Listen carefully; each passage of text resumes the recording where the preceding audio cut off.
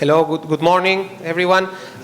Briefly, my name is Federico Fernandez. I'm very happy to introduce. This is a total innovation that we are doing in this conference. For the first time, we will be recording, a podcast episode at the conference, and not any podcast, but the Contra Krugman podcast by these two gentlemen who really don't need any presentation of mine.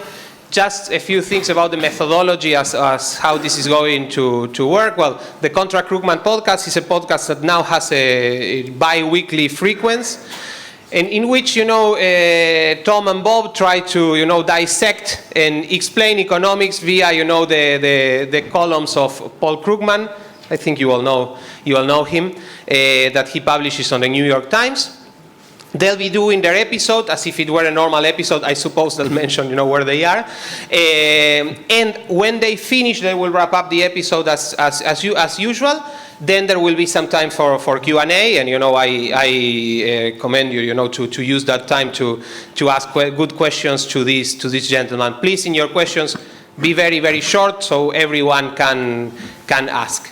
So, and by the way, Bob is here because he was a keynote speaker, as you saw yesterday, and Tom is here because later today, and some of you will be participating there as well, he's going to be granted the 2019 Hayek Lifetime Achievement Award. So it's a very special occasion for all of us, and a very well-deserved prize for Tom. So without further ado, I leave you with these two gentlemen. Thank you very much and enjoy.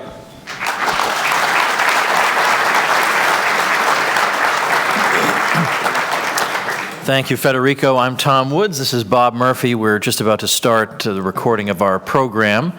Before we do that, just a brief word about the nature of the program. Perhaps some of you have even heard it before. And it is called, indeed, Contra Krugman. The website is contrakrugman.com. We've been doing it since, I think, 2015.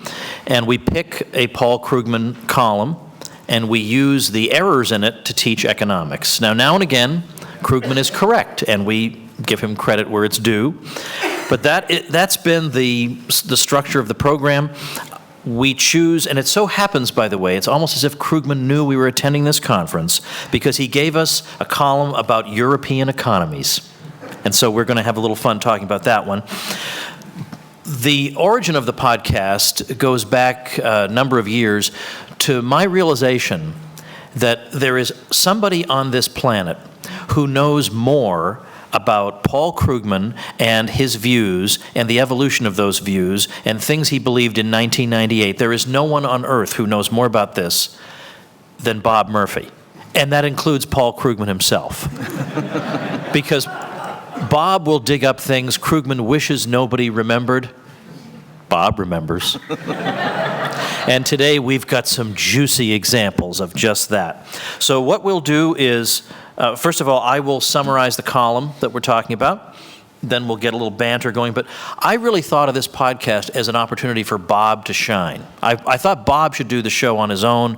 I knew he was too much of a lazy bum to do it, so I decided I would co-host it with him, so to speak. But I more or less am going to feed him stuff and give him an opportunity to shine, especially since I just won a Lifetime Achievement Award. He's done contributing. For his I'm lifetime. all finished. His work is over. I have nothing else I need to do. So, having said that, we're going to do what we do at the beginning of the show. We'll announce the episode number, leave a couple seconds of silence for where we will insert the really nice bumper music, and then off we go. Contra Krugman, episode 211. Hey everybody, Tom Woods, Bob Murphy here with another episode of Contra Krugman, a very special episode. We are here at the extraordinary conference put on by the Austrian Economics Center here in Vienna, and our surroundings are the unlikeliest of surroundings because we are indeed, Bob, where are we right now? We are at a large table. Okay.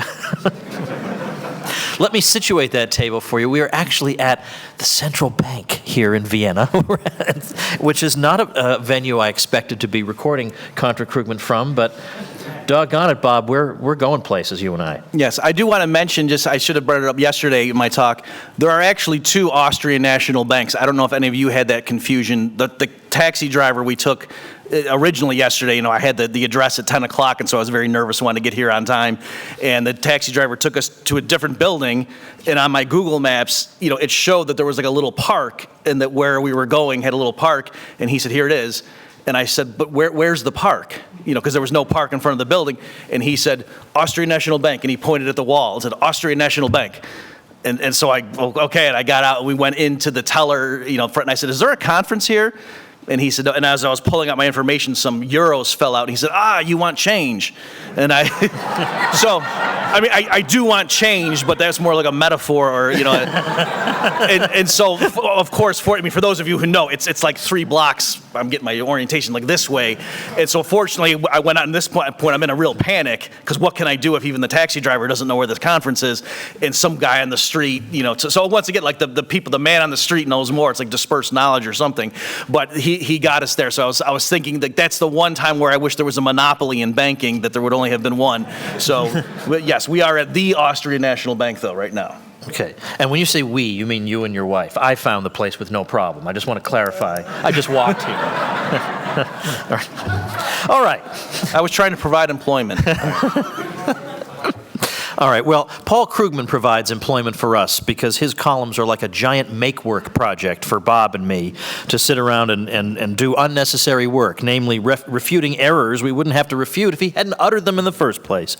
But in the column we're talking about this week, namely Centrists, Progressives, and Europhobia, the November 7th, 2019 column, we begin with reference to the U.S. presidential campaign. And here I was thinking that being in Austria for a week, I would get to ignore that for a while, but here it is staring me in the face.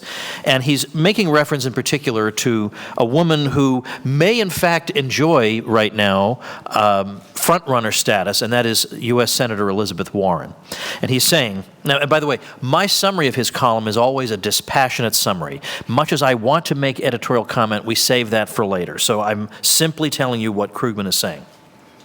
He says that one of the things he keeps seeing critics of Elizabeth Warren saying is that her policies would turn America into Europe and maybe even France. And he says, now, anybody making a claim like this, I mean, you just have to wonder if people making these claims have paid any attention to Europe over the past few decades. And he says, yes, Europe does have big economic problems, but they're not the ones that these sorts of critics seem to imagine. These critics, he says, seem to be frozen in the 1990s when we would speak of Eurosclerosis. We would talk about large social spending and excessive regulation leading to a kind of economic malaise in Europe and a persistent lack of jobs. And he says, I'm going to quote this sentence, by the way, because the wording here will prove very important I'm queuing up Bob for later. This is Krugman. Employers, the story went, were reluctant to expand both because of high taxes and because they feared not being able to fire workers once hired. At the same time, workers had little incentive to accept jobs because they could live off generous social programs, unquote. And Krugman says, but this is long ago. This jobs gap has largely vanished, and households unlike most Americans, most Europeans, he goes on to say that this jobs issue is largely solved, and moreover, if we're going to compare GDP, well, it may be true that European nations have lower GDP per capita, but that's simply because Europeans have more vacation time, and they're on vacation, and so that's why their GDP may be a little lower, and that just goes to show they've made a decision about work-life balance. He says that life expectancy is another area where the United States has in fact fallen far behind, and he thinks this is because there's universal health care and policies mitigating extreme inequality in Europe. He says, now, there are still problems. He says the nations on the euro remain terribly vulnerable to financial crises for reasons Krugman has been talking about for a number of years. And he says also we have some European countries, which ones do you think these are, that have an obsessive fear of deficits. even when the European economy desperately needs stimulus, he says. He says, so if Europe is vulnerable right now economically, it's because its politicians have been unwilling to be Keynesian enough. See, it's times like this that really challenge my ability to be dispassionate in giving you these summaries. I really would like to say something, but so he says, look, anybody who's pointing to Europe now as an example of what happens when you're too progressive politically is an idiot. Because Europe is quite robust and has moved past that old period of stagnation. So that is more or less the column. We always link to the column on the show notes page of our episodes. So that would be, in this case, contrakrugman.com/211. But those of you here in the live audience, if you try to go to that page, since we haven't uploaded the episode, you will find an error. But those of you hearing the recording, you go ahead and look at the column if you so desire. So, Bob, we have lots we can talk about here. I'd like to pitch something to you, Okay. and then maybe you go with it. What's not mentioned in the column, we have mention of unemployment, and Europe is supposed to be doing very well there. But what's left out, which is a major category here, is youth unemployment. The figures on youth unemployment seem quite bleak in much of Europe, and in fact, I saw you actually have some numbers. I didn't have the numbers. I just knew qualitatively things are bleak. Quantitatively, they're bleak too. Yeah, Tom's the historian, I'm the economist, so he knows patterns but not numbers. Yeah, so again, the specific quote, and again, Tom did a good job summarizing here, but it's important to make sure you understand the logic, the rhetoric of his column. He was saying, yes, these complaints about eurosclerosis had some validity perhaps in the 1990s, but at this point they're irrelevant. And the specific thing he says here, just to make sure you got it, I'm literally quoting from Krugman now, the jobs gap has largely vanished. Adults in their prime working years are actually more likely to be employed in Europe, France included, than they are in America. So in general, that sounds like a kind of odd, it's like sort of saying there's more people named Jacques who have a job in France than in America. That seems like a very specific thing. You'd think when you say to somebody, hey, what's the labor market like? Is it worse in France or in the United States? The first thing people might bring up is like the unemployment rate, rather than what portion of the prime age adults have jobs. And so if you look at that, as of September 2019, the French unemployment rate was 8.4%. The U.S. unemployment rate was 3.5%. And then also you might say, well, maybe there's institutional differences between Europe as a whole or the economies are. Okay, remember Krugman concluded by saying Europe's not Keynesian enough. So if we want to pick like what's the country in Europe representing austerity that's not nearly Keynesian enough versus France, Germany is a good example. German unemployment in September was 3.1%. So again, French unemployment was 8.4. German and the United States were in the threes. So that right there, would you have known that from Krugman's column? Isn't that an interesting statistic? And then as Tom says too, so what's going on here, the reason the national unemployment rate is so much bigger in France is because Krugman picking that narrowly tailored statistic of prime age adults and how do they compare in terms of jobs, it's excluding the youth market. So if you look at youth unemployment, just to give you an idea, so these numbers now I'm reading are the annual average for the year 2018. In the United States, youth unemployment rate was 8.6%. Okay? In Germany, it was 6.2%. Okay? In France, it was 20.8%.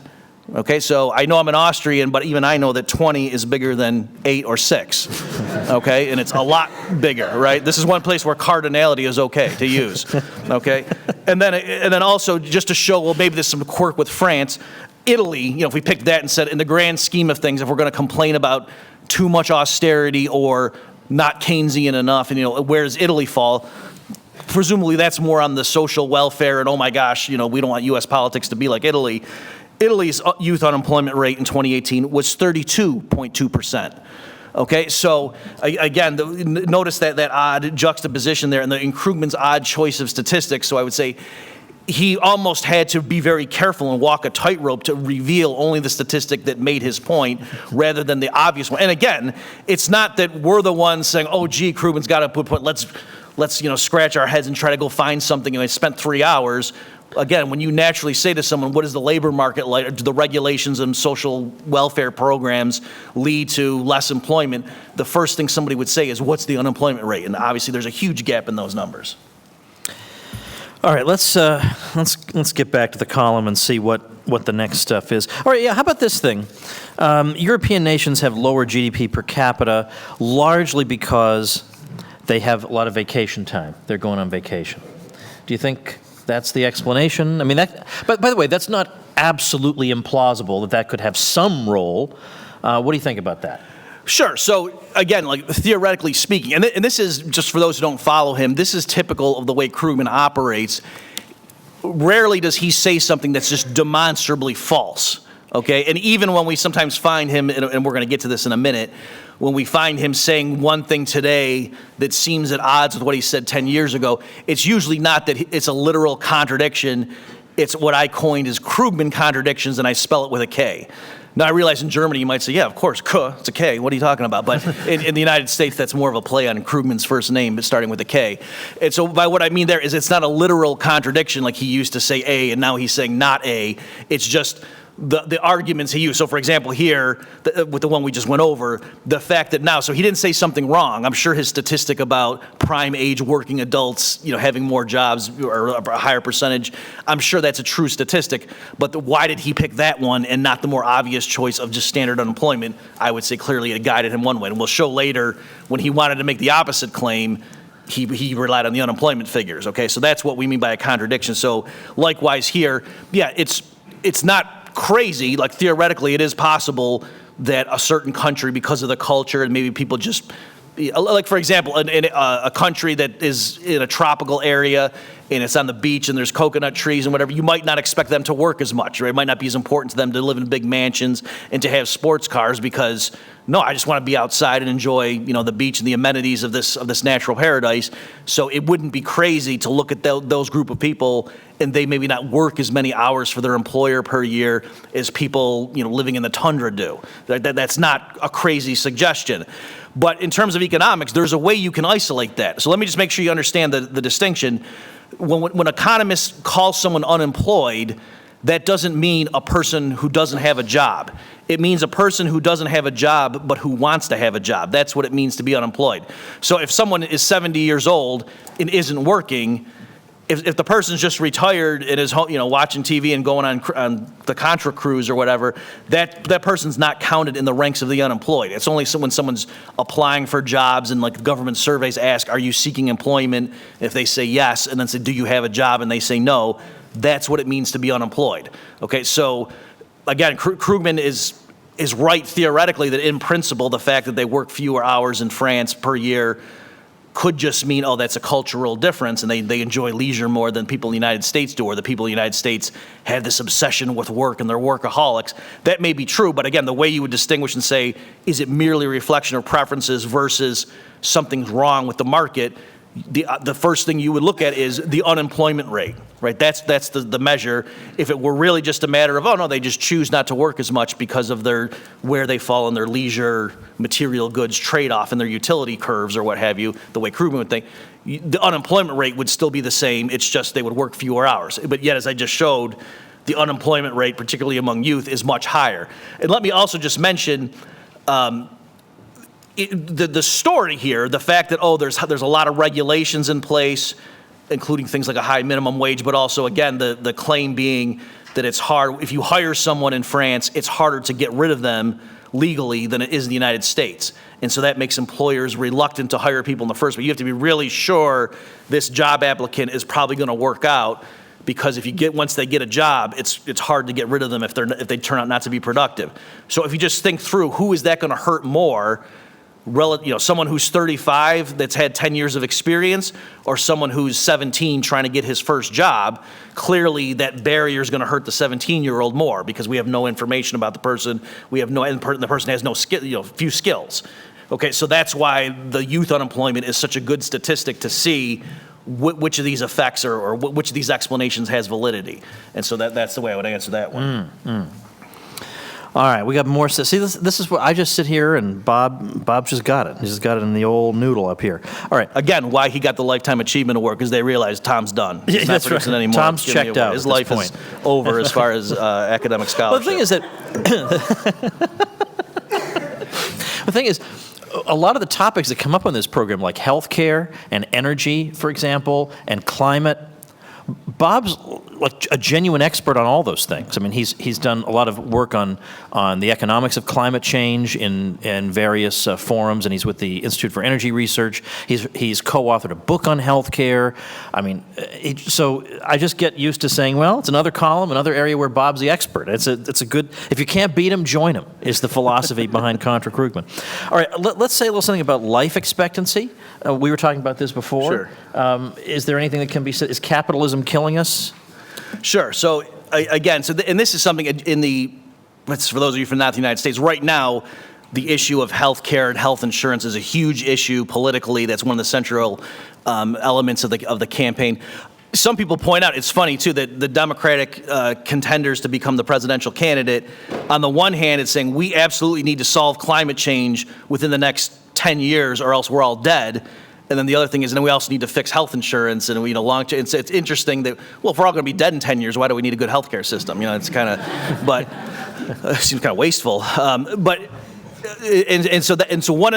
So of course, as you can imagine, in terms of politics, the political figures are not very nuanced. And so it is true that Republicans in particular, when they oppose a Democrat proposing an expansion of government provision of health care services, or now, some like Elizabeth Warren and others proposing to get rid of private health insurance altogether.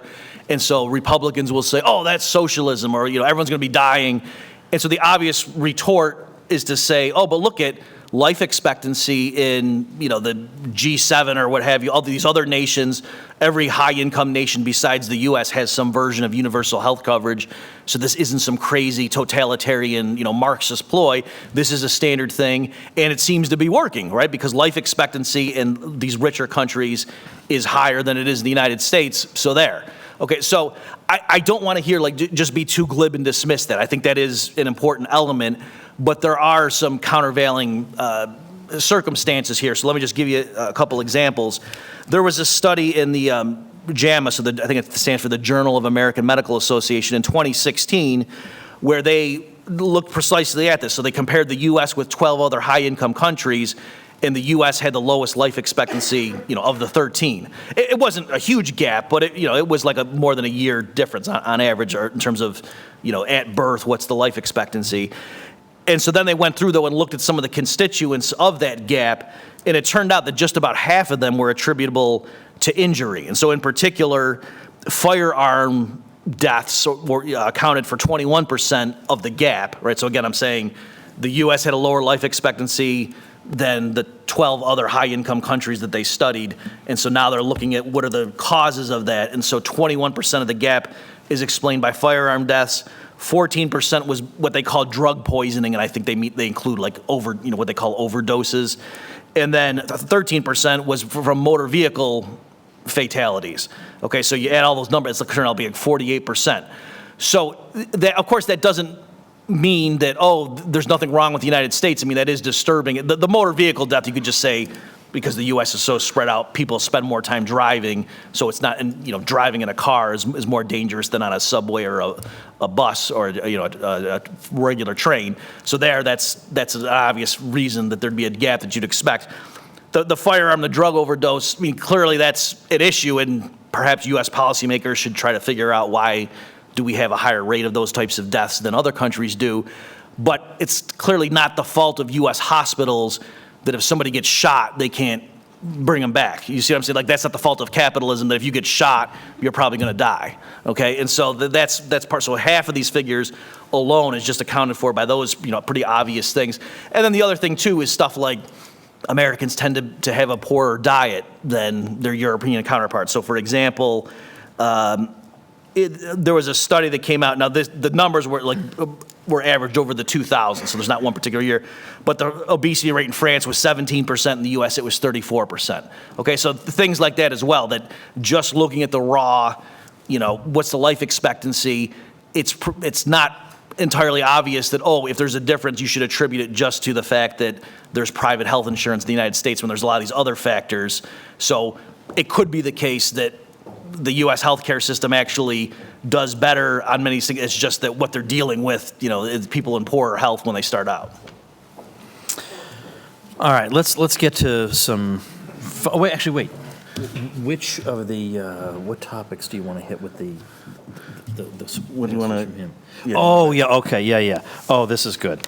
Now, when I summarized the column, I quoted one particular sentence that may have seemed not particularly different from any of the other sentences, but you'll see the key words in this sentence are "the story went."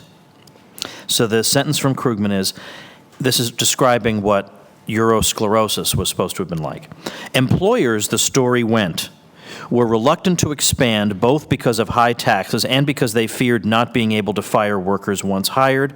At the same time, workers had little incentive to accept jobs because they could live off generous social programs.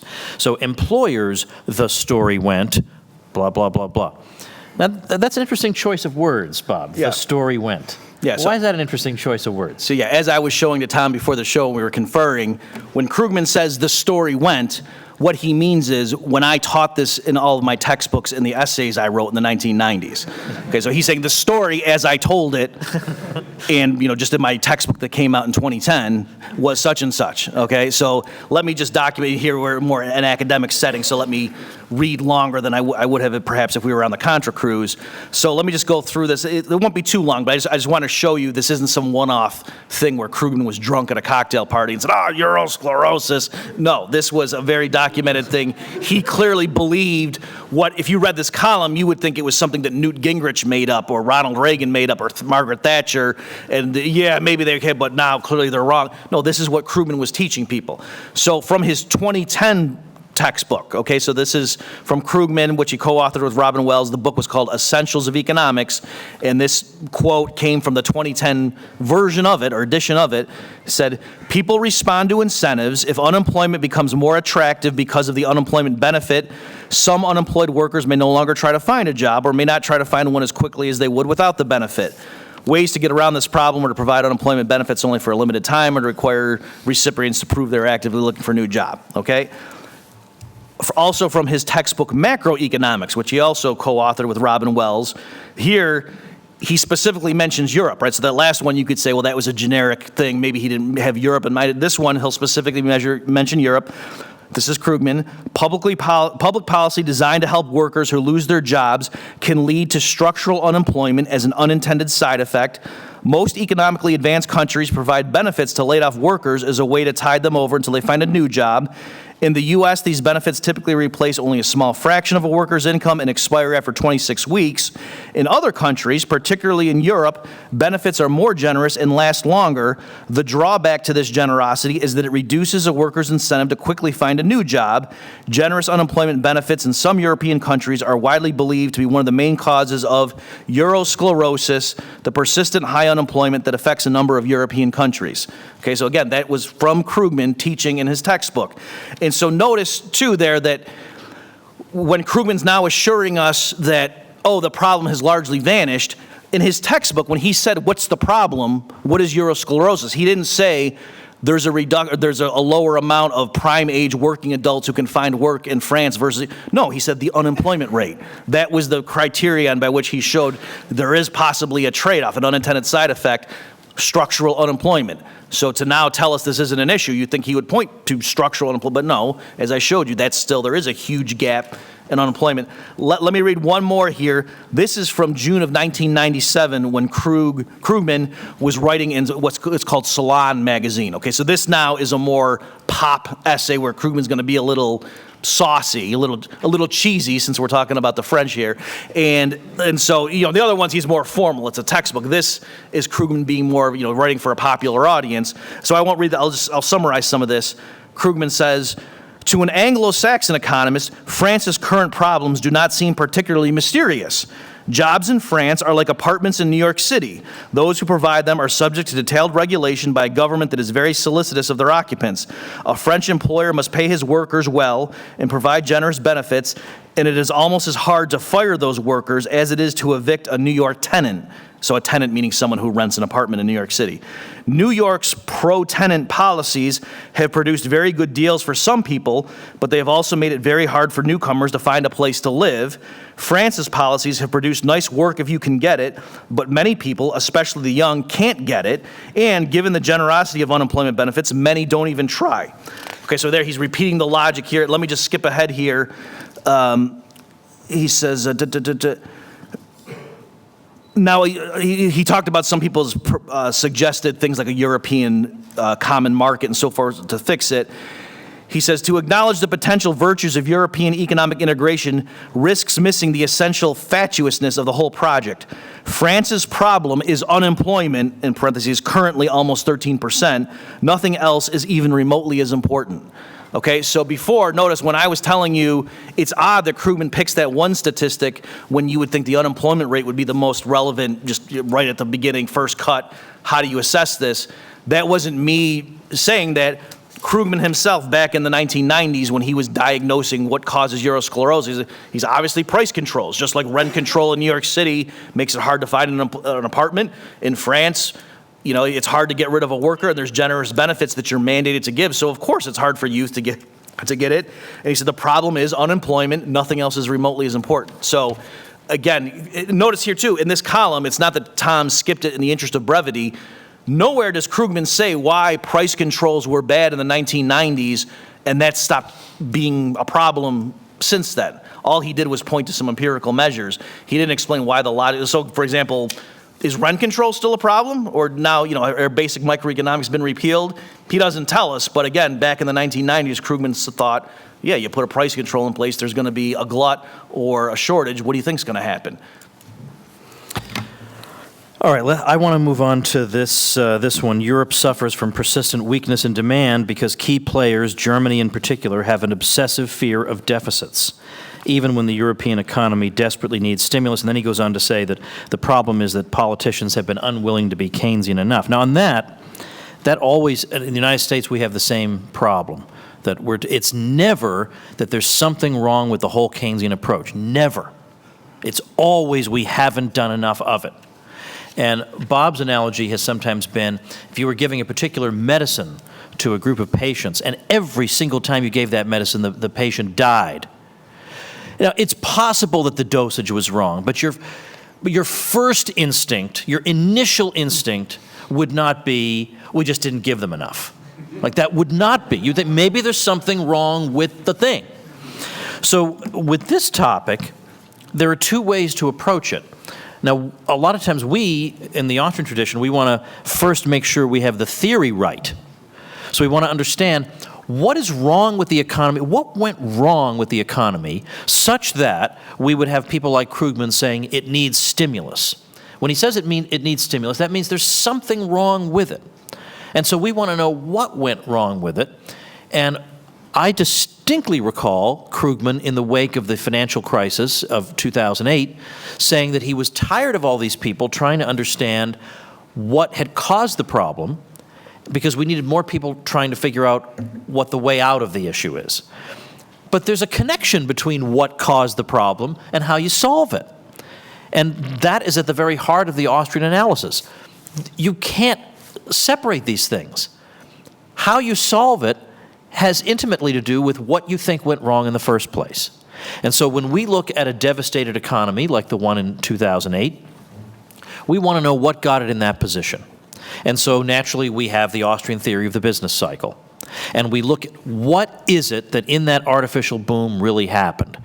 And as we explain, as most people in this room no doubt know, there is a misallocation of resources, that resources are misdirected into inappropriate lines of production that are unsustainable, that wouldn't have been initiated if people had been operating on the basis of unmanipulated interest rates, let's say. So what we're facing then in the recession is the discovery of these errors. We have to now shuffle resources back into lines where they can sustainably be placed.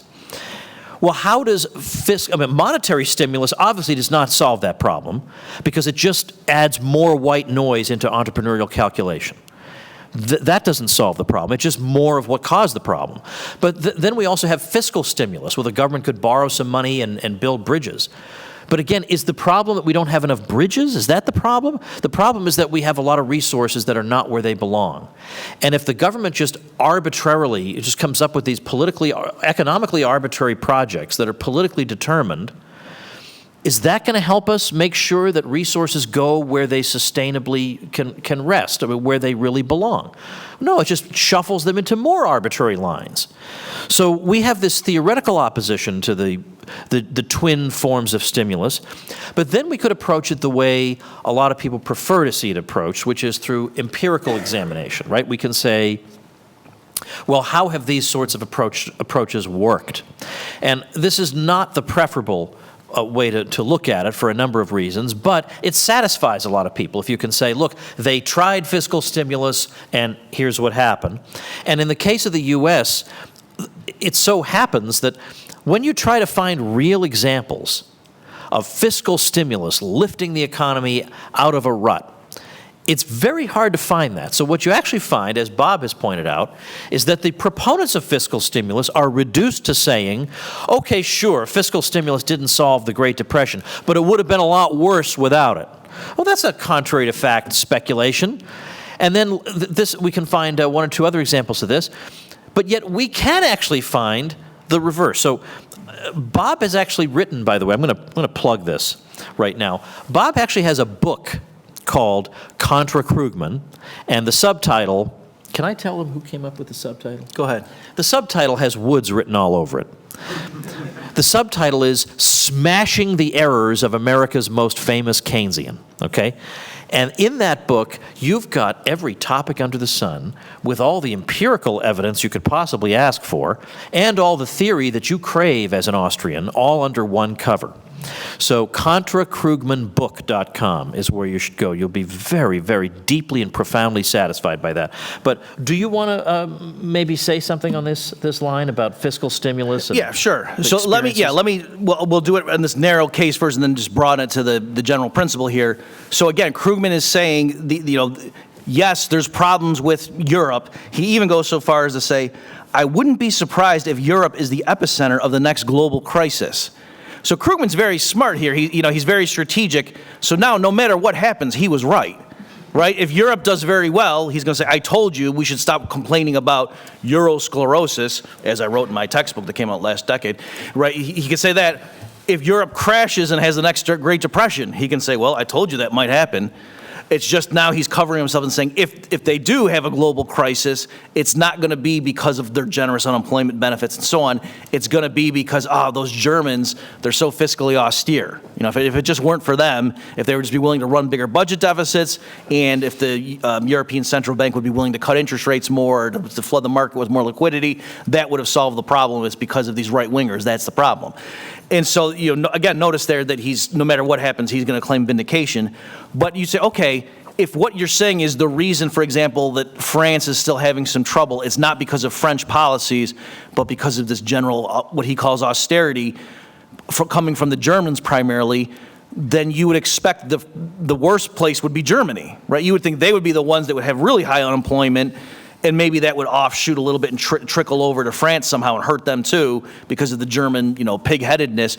But no, as I showed you before, the German economy, their labor market at least, is way better than the French one. So it's odd that it's Germany causing all these problems for France, and yet the German economy. So as Tom was saying, if you had to guess, even if you weren't guided by theory and was just saying, the Germans are doing the wrong thing, the French are doing the right thing, wouldn't you expect the German economy to be a lot worse than the French? And yet you see the other way around. So that's one thing. And then as Tom says also, just more historically, there are plenty of examples of countries where their debts, the government debt to GDP was getting too high, it was getting alarming, and the countries engaged in what has been called austerity. And in some cases, they legitimately cut spending, not just cut the rate of growth, but actually cut it. And in those countries, there's plenty of success stories that have been documented. Canada did it. There were several countries in Europe that did it. I think Ireland did it, where you can see they drastically reduced their government debt to GDP ratio, even in times when the economy was weak, and nothing bad happened, right? Their exports went up, and so their interest rates fell, and so on. And so Krugman, in one column, had to go through and explain away all those cases. And he did it the way I said. He said, oh, well, the reason that country got away with it was because their currency went down and their exports went up. Or, yeah, their interest rates went down, but none of those counted. And as Tom said, when you ask them, okay, so you're explaining away all the examples of where austerity worked, you explain them all away and say they were extenuating. Okay, you show me examples of when big deficit pump priming worked, and they truly can't give a single example. They, as Tom said, they might say something like, oh, well, the United States, the Obama stimulus package, but no, the economy got worse, and the Keynesian response was to say it would have been worse even still. So there's no time when you can point to this medicine being applied and the economy got better. Even World War II is often considered to be the great example, and believe it or not, Krugman has taken that away.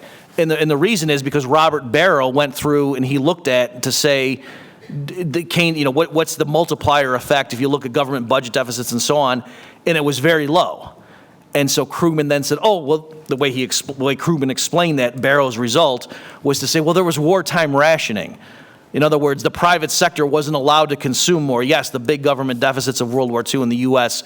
would have led to a huge expansion in private sector GDP, but it was literally illegal because of rationing. So again, another case where the Keynesians are assuring us the data would fit our predictions if there wasn't something stopping it, right? But there's not a single example where they can point to the country was in trouble, there was huge deficit spending, and then the country got objectively better. It's always, we think we arrested the slide and it would have been much worse. In the cases where there's fiscal austerity and the economy does fine, they always say, oh, well, I guess the economy wasn't in such trouble after all. So it's, as Tom said, at any one or two examples, you could just say, but if consistently over time, it's always one way and not the other, it starts making you think maybe letting politicians borrow and spend money doesn't help the economy. I know it's crazy, but maybe not. For folks who don't listen to the Contra Krugman podcast, a lot of times at the end of the episode as we're wrapping up, I'll say, all right, Bob, I think we're all finished. And Bob will say, can I just say two more things? And yeah, sure, of course, it's our show. But I had a friend in my private Facebook group say, wouldn't it be fun if someday Bob said, can I just say two more things? And Tom just said no, and the closing music comes on. And we did that last time, episode 210. Can I just say two more things? I just said no, and then the music came in. That was the end of the episode. So, do you have two more things you want to say? Or I have one more thing. Am I allowed to? One more thing. Yeah, I'm afraid. Okay. So just quickly on the life expectancy thing. So it's hard for us to summarize it here because it's a visual aid. But Krugman in his column, when he brings up the life expectancy point, he has a link to Krugman on Twitter, and he has a diagram. And so, I can't, but it starts out early on, like in the 1980s, where French life expectancy in the United States were comparable. And then over time, so this is the French one, it rises more. They're both going up, but the French one goes up more rapidly. And then at some point, the U.S. flattens out and actually goes down a little bit. And so now as of this point now, the gap between them is the largest it's been, since this chart began. And so, that's fine. Again, I don't want to come off as saying, I don't care about that because I know markets are right. I think fans of the free market, especially ones working in healthcare policy, should be very diligent and make sure they understand, what's driving that, and let's make sure there's not some flaw in our logic. And I've talked about some of the possible explanations for why that gap could have arisen. But what's interesting is even on Krugman's own terms, the U.S. chart, again, the life expectancy goes like this, and then it actually starts going down, which is unprecedented. Like, why would it? And when it starts going down is right in the late 2000s, like 2009, 2010. And so what happened there? So I think what Krugman's story would be is, that was when the Great Recession really hit. And because in the U.S. we have this crazy system where poor people aren't guaranteed health care, that's where you saw it, kick in. But also another big change that happened then was the introduction of the Affordable Care Act, what's called Obamacare, colloquially. And so, that's just a one-off test. You can't prove it, but I'm saying suppose in 2010 life expectancy in the U.S. went like that. I'm quite sure Krugman would have said, see, that was the benefit of Obamacare. But the fact that it went like this, should give him pause at least, and yet he didn't even mention that at all. He just thinks that graph is prima facie evidence that not having government-provided health insurance or guaranteed health insurance is a bad thing. And lastly on that, too, let me just mention, we had Orrin Cass on the program. That's great. because the way U.S. politics works, with the expansion of the Affordable Care Act, partly what they did was they expanded what's called Medicaid, which is the program in the United States that provides, where the federal government covers the health care expenses for people who are poor. And so, whereas Medicare is the one for people who are retired, the elderly. And so Medicaid is means tested.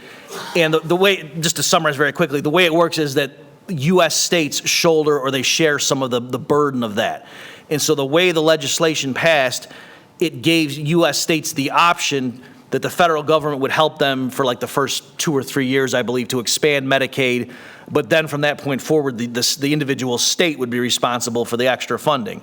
And so, and it was political too, as you can imagine. So some of the states that were run by Republicans rejected, the free money coming from Washington, D.C., and they didn't expand Medicaid, even though they could have under the Affordable Care Act provisions. And so Orrin Cass, who's a researcher in the United States, once the numbers came in and we had some data, he looked at it, and believe it or not, it turned out that the states, so in this period, U.S. life expectancy was dropping. Opioid overdoses were higher, and so there were all these people were speculating what's causing this. And so it was interesting to see that the states that expanded Medicaid through the Affordable Care Act saw a bigger drop in life expectancy than the states that rejected the federal money. Okay, so I'm not saying federal money kills you. I mean, it might, and certainly if you're in the Middle East, it might. But what I'm saying is, what I'm saying is that, again, with all this stuff, what would the data have to look like for someone like Paul Krugman to say, maybe I'm wrong here? Where, so it's almost like a controlled experiment that the states that reject, so it happened the same time period. It can't just be, it's because of the Great Recession. Well, because the Great Recession happened for all 50 states. And so why is it that the states that took the federal money and expanded Medicaid had a drop? And, some doctors I know that are fans of the free market say, it's because just the government spending more money doesn't make there be more nurses and doctors. So now you're diluting the medical care among a bigger, so maybe that's why the quality of care went down. There's things like that you could say too. So I will stop there.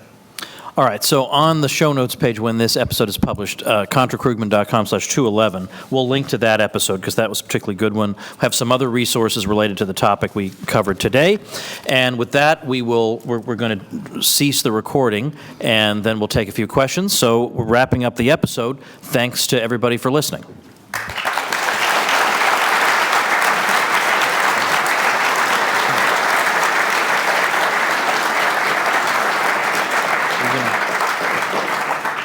Thank you very much. Well, we have 10 minutes for questions. Veronique first. Let's make the questions quickly so we use. It could have been 15, but Bob's last thing took a long time. Thanks, guys. It was great to see this live. I mean, I love listening to it without seeing you, but I was actually also. You prefer hearing the episode without seeing us? It was great seeing you. It was absolutely great seeing you. Thank you. I was thinking of something when you were talking about unemployment rate, and one of the things that I've seen our friends on the left starting to do a lot when they wanted to move away from this conversation about unemployment rate is to actually talk about the drop in labor force participation in the U.S. And that's another case where it's actually quite fascinating because they're absolutely unwilling. So they'll say, labor force participation for prime age male in particular has been dropping in the U.S. way faster than in European countries, or even when you take particular countries like France and Sweden. But they are actually not looking at the hour worked, for instance, and actually trying to think that in the U.S. we work way more hours because we don't have any restriction on the number of hours that we work, while in France and Sweden, I mean, there's a lot of, plus marginal tax rates are so much higher. And the other thing is like looking at the drop in unemployment and the labor force participation in the U.S. When you actually look at who dropped, it's actually over 50% are people who are claiming disability insurance, right? So a lot of the things that these guys praise or even use when they shift the conversation fail to acknowledge that these are not labor demand problems in the U.S. They're supply, and they're supply problem created by government intervention. And so it would be great if you could go and document all these shift. I mean, I know you're already doing this, but like all the shift it's kind of like fighting, the mushroom thing where you Right. press on one and it pops. And what do you think are like the biggest shift in Krugman rhetoric that can be explained by basically him shifting data because we had made a case strong enough that the data he was using before just suck? Right. Okay, so if I understand, so she was talking about the depending on the argument, the labor participation rate in the United States could be used one way or the other. And so she was saying, okay, but even if you're going to try to use that, we as like libertarian, supply side focused economists can show why government policy might have caused that. And then I think you were asking me, can I give a good example of when Krugman just totally switches? So another one is what this has to do with what's called potential GDP. I'll be really quick, Federico, don't worry. Potential GDP. So early on, the Keynesian response, because Austrians and also some real business cycle theory people were saying, well, no, the problem with the housing boom, it was a real problem. There was misallocation. Too many resources went into housing. And so now we need to have the pain of the recession to get workers out of housing and elsewhere where they belong. And so the way the Keynesians answered that was they said, no, potential GDP is still growing just fine. And, so the economy's potential is still the capacity. It's just the workers need to show up. They need to have demand. So at that point, it was the fact that potential GDP was still growing, and there was this huge gap between potential GDP and actual GDP showing this is an aggregate demand problem. You structuralists, you real business cycle theory are wrong. Then later, when a paper came out showing how the gap between potential GDP and real GDP was actually gone, because there would be some signals you would see according to a mainstream neoclassical framework, and those signals weren't there. So new papers were coming out a few years down the road saying, no, there is no gap between potential and actual. And so the way Krugman explained that was he said, wow, potential GDP has been growing much more slowly because of the austerity policies. Look at how devastating austerity has been. Now our long-term potential is way lower than otherwise would have been. And so that's why we need to have bigger government deficit spending. Okay, so no matter whether the potential GDP was above or at actual, both cases proved why we need to have government deficits in Krugman's mind. So it was just there. It was I think a contradiction with a C, that he just said the one way proved one thing, or no matter what, it proved that we need bigger government deficits. Let me just say a quick thing. Veronique, when I saw that you were sitting in front, I actually said to Bob, if we draw a blank on anything, we can always ask Veronique to bail us out. And also, just a quick thing, when this is done, just for a short period of time, I have to barrel on out of here, but then I'll be back and I can talk to people after that, but I hope you won't think me rude. Okay, I am going to be rude, but I'm just letting you know in advance that I'm going to be rude.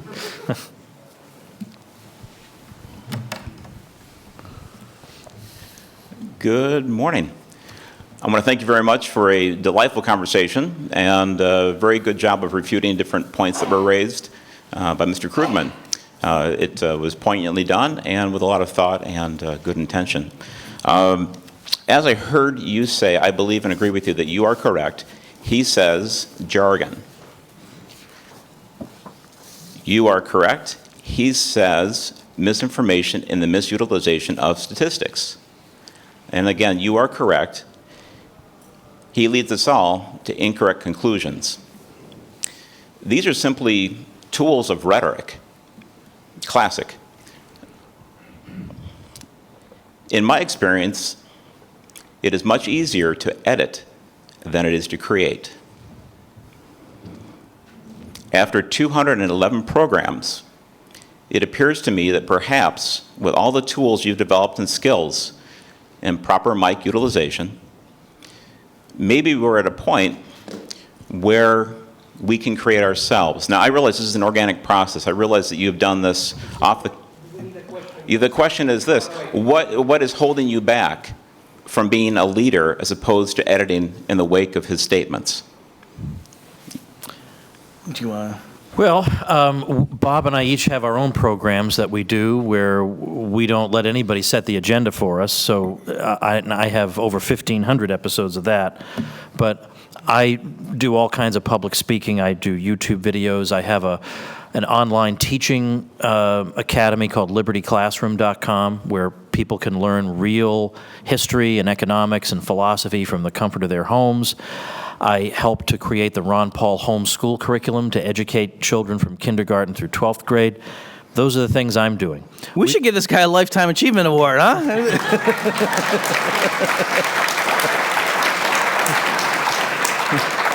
The point is, we do the Krugman thing because it's fun for us. Because because he has a big audience. He's never lived in a world before where the technology exists for somebody to refute him week after week. And sometimes it's fun. I mean, yes, it is also fun to build economics step by step. And Bob has done plenty of that in his teaching, in his courses, in his books.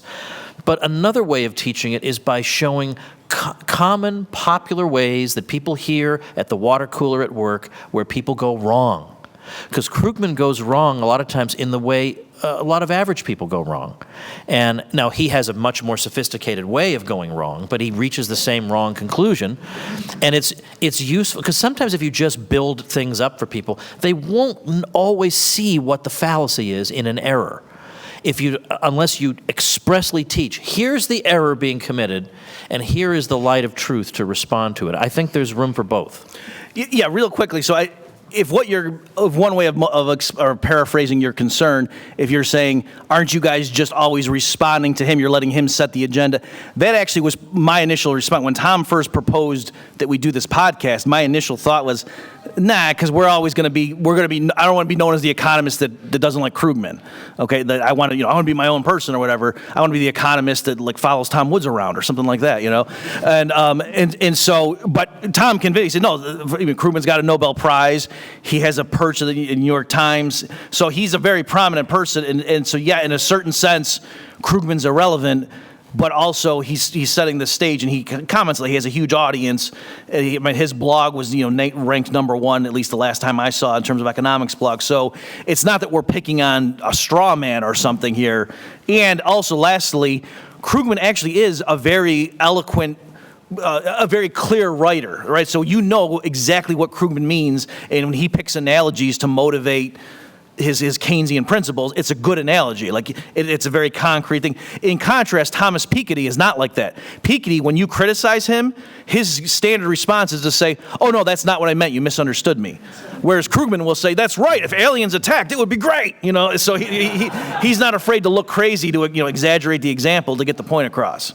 So he's a good foil. All right, thanks for taking my question. I know no one's a mind reader, but it's truly mystifying when you point out these examples like Krugman not just taking the unemployment rate. What, if you were a betting man, what do you think motivates Krugman? Is he full of cognitive dissonance? Is he wicked? Or is he just like a true believer and will say whatever will further the cause, or is it something else? What do you think? I don't know. I would rather just listen to you talk for another 2 minutes. Your accent's awesome. But I want to go watch Robert Roy McGregor. Okay.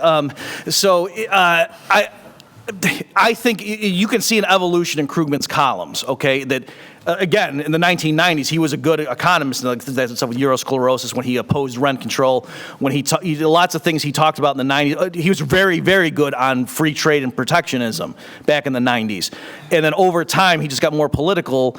And it's not just that he's political, but nowadays, a lot of times I'll say to Tom, for those of you listening to the show, you wouldn't even know that this was an economist writing this. That's how he's not even trying to fit it into a model and come up with something. So my quick answer is, he won the Nobel Prize. He's got a lot of money. His textbooks sell. Krugman's, I believe, a millionaire, or at least if he hasn't been squandering his money, he's got to be a millionaire. And so I think at this point, he's seen, I can say outrageous stuff, nothing bad happens to me. And so, incentives, I think he's just gotten lazy and doesn't care anymore. Yeah, and there are definitely columns today he would never have columns from the 1990s he would never have written. He wouldn't write that sweatshop column. Or not like at that. all. Yeah. All right, well, thank you, ladies and gentlemen. Oh, no, sorry. Here I am. I think I am in charge of the thing. Sorry. That's what, just Rahim, the last one, and before Rahim asks the question, this will be the last one, but, Bob will be here. We can have lunch with him, continue talking to him. And please, let's start. We have to finish the conference literally at 4. So Please, let's start. We have 3 parallel sessions, amazing, after lunch, and then, Veronique's that, will, lecture that will be closing the conference.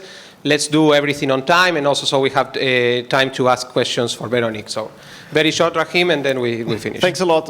US socialists and Keynesians, of course, love to present Europe in the best possible light. But I wonder if by comparing based on empirical data, Europe and the US, you're already falling into the trap of Krugman.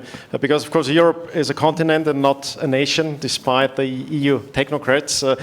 Some parts of Europe share the same monetary policy, but the effects are totally different according to economic policy and cultural differences, which I think are underestimated by economists usually, in particular Krugman.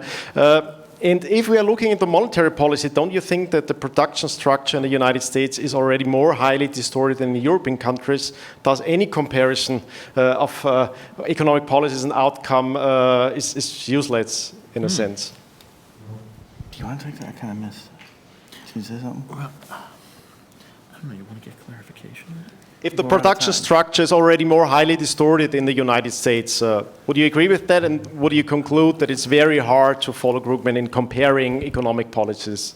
I mean, certainly there's a danger in just doing raw, crude comparisons, and I think what happens is typically the analyst who already knows what he wants the answer to be can keep looking and find some statistic that shows, I'm right, so you can do something like that.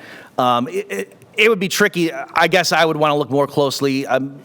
Earlier on, it seemed like the Federal Reserve, yes, was looser and had a more expansionary, distortionary policy. But I don't know that. I mean, there were never negative interest rates in the United States. So that's an example. So I'm not saying I disagree with you, but I personally would want to go research more before I gave my thought on that particular question. Fair enough. Okay. All right, we're done. All right, thank you. Okay, I'll see you a little later.